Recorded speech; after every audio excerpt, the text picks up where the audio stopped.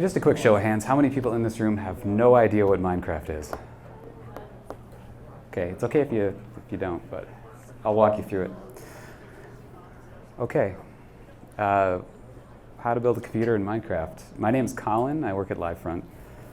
Today, we're going to talk about the physical shape of computer machinery and how it's possible for a solid-state object like an integrated circuit or a chunk of material in Minecraft can be programmed for arbitrary purposes.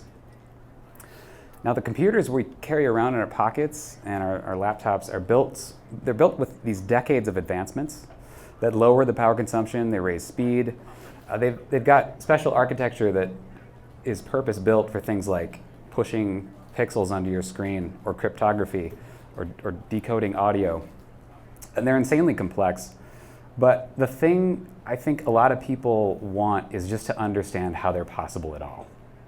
So rather than trying to understand why this year's MacBook is faster, we're just going to focus on why is this possible. So I think I can do that in about 30 minutes while talking about video games. So perhaps in the past you've made your peace with your computer and how magical it seems to be. I'm going to try to upgrade that from magic to just really awesome engineering. So here's where we're going. First, what's a universal machine?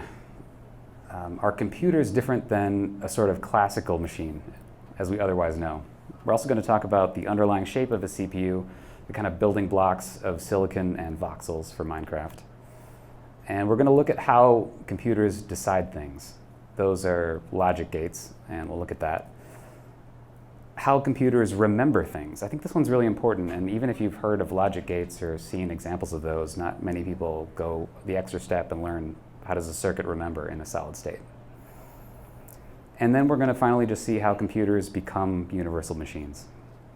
So first, what is a universal machine? Let's back up one step and just look at like basic machinery. Suppose you got a 2-cycle engine.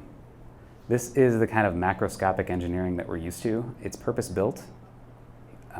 This is converting chemical energy into linear motion, action and reaction. It's got simple inputs and outputs and predictable behavior. What about like a lathe in a workshop? It's got a few extra degrees of freedom to like carve and shape raw material in a way that the engine didn't, but it's certainly like more versatile. Does that mean it's a universal machine now? Well, I think you're going to see that universal machines have a very different type of input than a lathe or a motor. These take in a computation that you want them to run. They take in the inputs for that computation. They run it, and then they produce the outputs. So in saying they're universal, in a sense, they can do anything that you can compute. And we're not going to go down the rabbit hole of what is computable, but that's kind of the theory to go along with today's practice. And if you're not familiar with that, there's a YouTube channel called Computer File, which makes a lot of those concepts approachable to the layman, so something to check out. Just for now, we're going to focus on the physical hardware. That's like a CPU getting its versatility from running arbitrary computations. So what kind of machine can take arbitrary input? I've already named one, okay? Certainly like a physical device like a CPU. But any system you can engineer to have predictable interactions can be used to compute. I've mentioned logic gates as well. So regardless of the substrate, computers just take advantage of predictable behavior. In this case, it's electricity on silicon. And logic gates are the pass-through for electric signals. More on those in a bit, but importantly, computers are substrate independent. In the case of Minecraft, instead of electricity, the logic gates are built from a material called redstone. What you're looking at here is a computer built inside the 3D world of Minecraft. It's running Tetris. For this talk, we're not going to look at a tour of the machine that size because we don't need to. And the building blocks that go into that are exactly the same ones you're going to find on a silicon wafer. In fact, you can use just about anything to make a computer. How about water? There's a YouTube kind of edutainment creator named Steve Mould. he made some water logic gates you see here. He's rigged them to add numbers. That is, they carry the overflow digit, pretty much literally, to the next register. The output collects at the bottom in buckets, and they represent binary digits. It's a pretty cool demonstration of the principle, but it should also make clear why we don't see more water computers. If you had to tip over your computer and drain it out every time, you'd probably do more math in your head. But the principle is the important thing. Like if you were to say to me, Collin, can you compute the sum of 3 and 8? I'd take a 20-minute coffee break and I'd think about it. But I could go do that and do the math in my head. But I could also just as well defer to the universe for that calculation by taking 3 cubic centimeters of water, put it in a graduated cylinder, take another 8, do the same, and read the outside for the height of that water. So by that description, you might be thinking maybe the universe sounds a bit like a computer of all of reality. You wouldn't be the first to have that idea. As a resident of the universe myself, I can say it's a strange place, but it's also really self-consistent. It kind of looks like it takes input as the current local slice of time and produces output as the next moment. And this is all way above my head, but just for our purposes right now, we can use the self-consistency of the universe to run our calculations for us. So whether you pick water or you pick redstone or silicon, computers just arrange causes and effects in a useful way. And the substrate of choice for modern computers is, of course, just electricity and silicon in integrated circuits. The substrate of choice in Minecraft is redstone. We'll take a look at some logic gates with that in a second, but first, just a quick look at transistors. That's to scale. Just kidding, that's about the size of an eraser. The ones in your laptop are, of course, etched onto a silicon wafer, but they work the same way. And they're just all about flow control. You want to have tight control over the flow of electricity by blocking it or letting it through at the speed of electricity itself with no moving parts. So transistors are often represented as that diagram you see there. So if you go and Google image search transistors, you'll get just as much of the picture on the left as the diagram on the right. And the important part here is the base. That's the controller. And when it's activated with even a tiny little charge, it lets electricity flow to the collector. So just think of that like the miniaturized switch. The emitter is constantly juiced with current, and the base either lets it through or not. So the base without current is just like an off switch, and a tiny amount of power lets it flow through the collector. So far this is just a tiny version of a machine we all use every day to turn on our lights. So have we made a computer yet? We're actually pretty close. These little switches can be wired together into logic gates. Those are combinations of these transistors that, just like Steve Mould and his water computer, you can string these together to make decisions. So let's just try the simplest possible arrangement of 2 transistors and see what happens. These 2 transistors are connected in serial. I'll label the 2 input lines A and B, and the output signal Y. And charge is always flowing from the top. This is just like our transistor we saw earlier. The 2 transistors only let current reach Y at the bottom when both of them are powered on. So if A is off, current stops at A, even if B is on. B can also block current after it goes through A. And if they're both on, Y receives current. What you've just made there is called an AND gate. That's because it outputs only when both inputs are on. So A and B yields Y. Now note that you can already make some useful decisions with this. Maybe you only want your garage door to close when the button is pressed and the laser doesn't detect any object near the door. And rather than draw all of those individual transistors, when people are depicting this in a diagram, they'll often draw an AND gate like this. There's a bunch of these things. I'll show you one more just for now, but this one's called a NAND. It's the opposite of AND, so the transistor arrangement is actually very similar. I'll show you that right now, see if you can spot the difference. Only one thing changed. The output Y is at the top, not the bottom. So what does that imply for the behavior? And just like before, the power is always coming in at the top. One important detail in the engineering of this is that the power greedily goes towards the bottom. So if A and B are on, the power prefers to go out the bottom, not towards Y. In any other case, it escapes to Y. And that's why it's called a NAND gate, because it's not AND. It's the opposite of AND. Okay. So what about logic gates in Minecraft? Transistors can be arranged to do this kind of logic, but what about redstone? If you're not too familiar with Minecraft, I'll show you, I'll walk you through what you're seeing on the screen here, but it's really simple, even though it's really pixelated.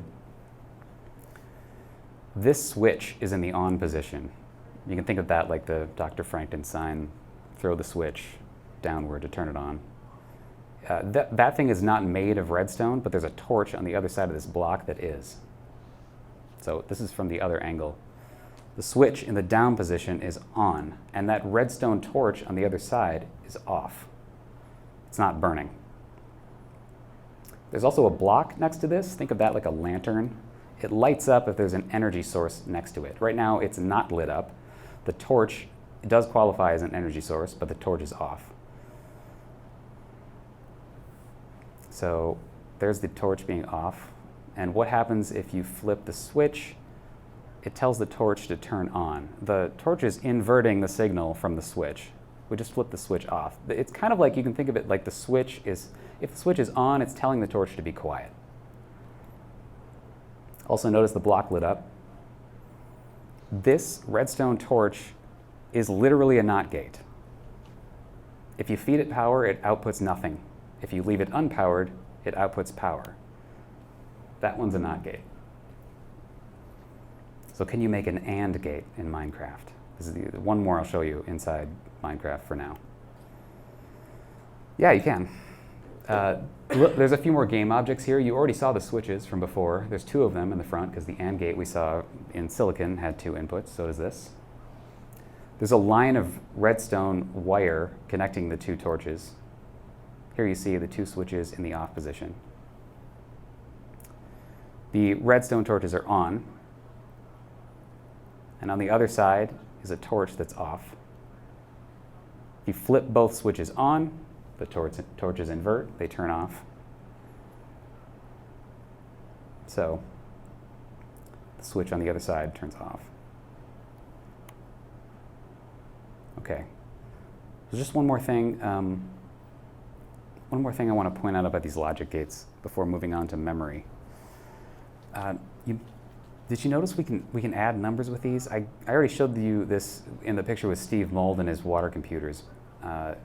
The buckets he's rigged can only hold one value.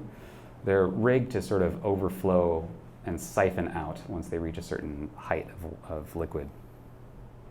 And he's cascading them through pipes, literally carrying the one over to the next column. That's important. What you see here is what's called an ALU, or an arithmetic logic unit.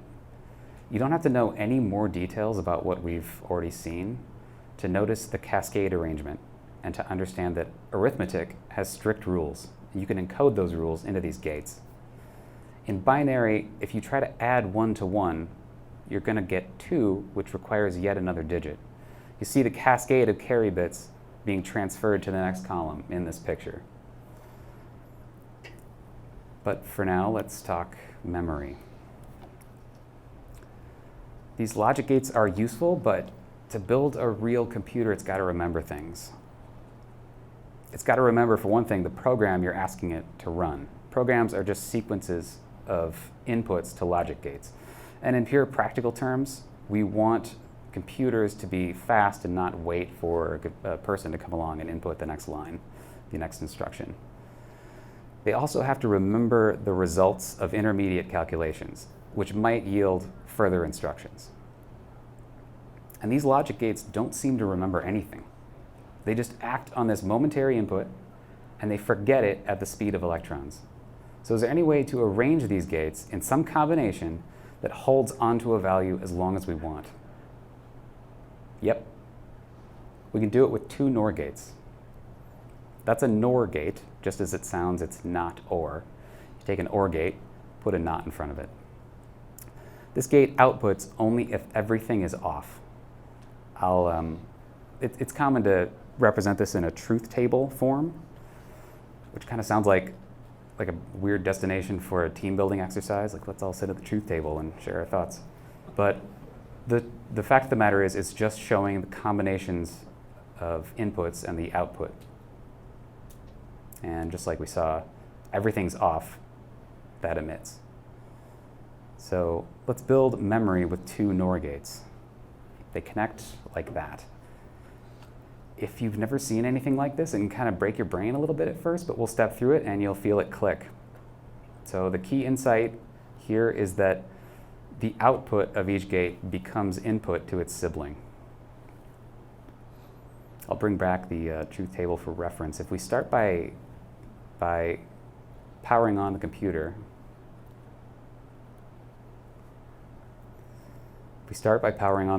both gates emit charge immediately because there's nothing going into their inputs, which kind of looks like that. Now in the time span of nanoseconds, like really quickly, one of those input charges is going to reach the other gate and turn it off. Remember, these gates will turn off as soon as they have any input. So one of them, just due to the nanostructure of the component part, is going to win that race. So who wins that race is really not important for using memory, and you'll see that in a second, but I've drawn this case such that the top gate is the one that won the race. So it's stuffed its sibling with a charge, and now it's stopped emitting. So the circuit is powered on. Now just think about what happens when we start passing in charge from the two external lines. Any predictions? We'll start with the less interesting one. If we apply charge at the bottom, does anything change? Well, the gate is already off because it has an input, and adding a charge doesn't do anything to that. So you could jam charge through that bottom line all day, and it's still going to come out of the top line. This might already start sounding like memory to you, but we'll keep going. What about if you put charge through the top line? Well, let's follow that. Following the diagram, you get charge meeting the NOR gate. It didn't have an input before, and now it does, so it shuts off. The top gate will stop blocking the bottom one. The bottom gate now has no inputs and starts emitting. It sends charge to its sibling. The sibling was already off, and now the bottom rail is charged. We can now drop power from the input line, and we've reached a stable state that's flipped. It's reversed from what we had before. So consider what we've got here. This is a circuit we can write to. It will capture input in a kind of latch. It'll continue outputting the same value until we flip the latch back again. And that's exactly why this pair of NOR gates is often called a latch, or an SR latch for set and reset. This is one of the simplest possible ways to store a bit with two logic gates. There's other configurations of this, and they have all different kinds of trade-offs. I'll show you one. We won't step through it. It's a little more complicated, but I just wanted to show you this because it has a useful property. That D and E line, those stand for data and enabler. You can think of it like this. The circuit remembers whatever you put into the data line as long as you're also sending charge to the enabler line.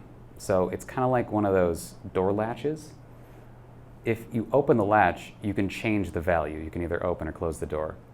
But if the latch is closed, you can't close or open it. It just stays in whatever state it was in. And that particular kind of memory circuit is called a D-type flip-flop. If you wanted to sit here and stare at this from a Google image search and convince yourself that's the way it works, that's what you would search for. So now really quickly, back to Minecraft. Can we make a memory circuit? You bet we can. This should look pretty similar to what we saw, but I'll give you the comparison. Here's two redstone torches that take two inputs each. So there's a block here with 2 inputs going into it. Now it might be a little hard to see, but on the other side of this block is a redstone torch, and that torch is on. It's on because neither of its inputs are on, and this is exactly a NOR gate. The output is being passed into another torch block, turning it off. We are looking at this right here. And if you flip the signal in the Minecraft scenario, the signal flips to the other rail, and now the other output is on. So at this point, we've seen logic gates combine inputs into predictable ways, give you predictable outputs, including arithmetic. We've got a place to store those values and read them back from stable memory. And if programs are just sequences of inputs that feed into logic gates, and logic gates can output results into storage, and storage can be passed into logic gates to compute new results, we have a machine that can feed inputs to itself. There's one topic I wanted to cover here. I didn't have time, and that is addressable memory. It's true in both Minecraft and in Silicon that computer memory is arrayed in huge chunks, and you want your computer to have enough memory to hold its programs. For a CPU to read from memory in practice, it has to specify an address. That is, it's got to pass in a binary number location through a sequence of gates that will connect that location in memory to output lines where the CPU can receive values as electric current. Those implementation details are kind of mind-blowing, but it's not really required to convince you that computers aren't magic. But an important kind of related insight to that: your computer doesn't have to output into memory, into a logic gate to just store things. It can also output data to peripherals like your monitor. So suppose in the case of a display, you wanted to encode light intensity and color blend for each pixel on your screen into a number. You can, in principle, compute those numbers and output them to a monitor. And I'll admit, I still find these devices plenty mysterious, but I hope I've given you a crash course in computation, and maybe they're feeling a little less magical. So if you like this topic and you want a whole lot more of it, going 0 to 60 really fast, look out for Ben Eater on YouTube. He builds machines and is extremely detail-oriented. That's all I've got today. Thanks for listening.